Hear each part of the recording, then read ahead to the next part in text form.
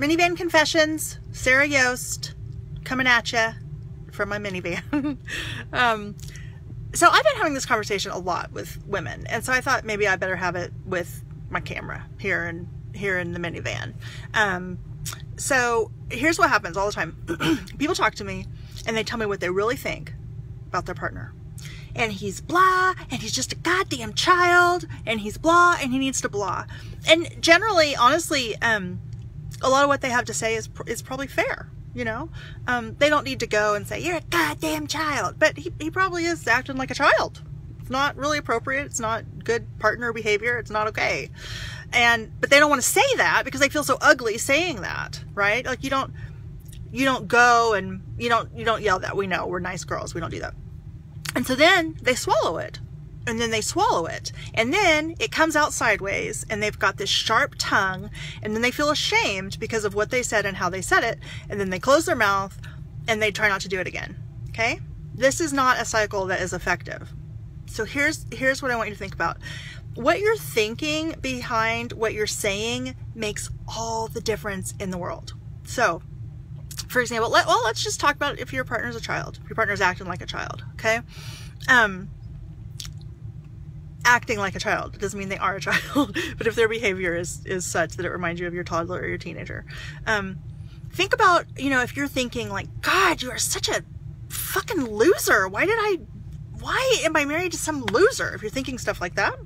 And then you say to him, you're acting like a child. You need to blah, blah, I need your help. You never helped me, blah, blah. Well, it's not going to come off very well. He's going to be defensive, and he's certainly not going to change his behavior, because if he were to change his behavior, then he'd have to admit that you're right. And he doesn't want to admit that you're right, that he's a loser and a child. So he's just going to keep on doing it. What you resist persists. Okay. So don't resist his behavior.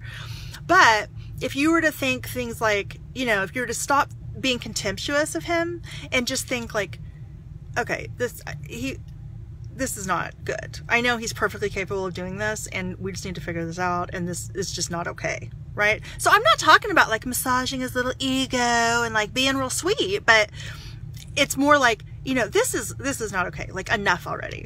And then you go to him and you're thinking like, I'm going to put my foot down. This is not good. We need to figure this out. And you go to him and you say, look, you are acting like a child. Like, I am doing everything around this house. I can't do it. I know that you've got this and this going on, and I really need your help. Let's talk about how you can help in a way that works for your schedule and all the things that are going on, because I know you want to help me.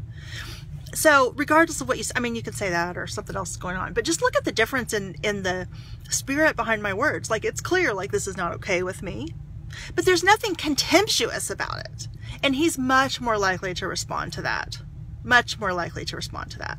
So before you keep your mouth shut because you have a sharp tongue, or you don't want to be mean or whatever, you don't want to make him feel worse, or a lot of women are afraid he already feels bad, and he already feels bad about himself, so if I say this shit, he's going to feel worse and he's going to do less, so I'll just keep my mouth shut. So no.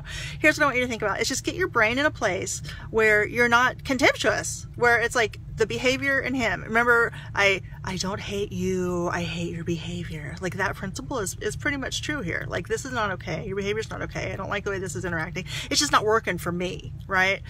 And you approach him with that kind of attitude versus, you're dumb, you're an asshole, you're this, I can't believe I'm married to this. I mean, how often do you think that stuff? It's completely different. Try it. Try it the next time you have an issue with your guy. Okay? All right. Bye.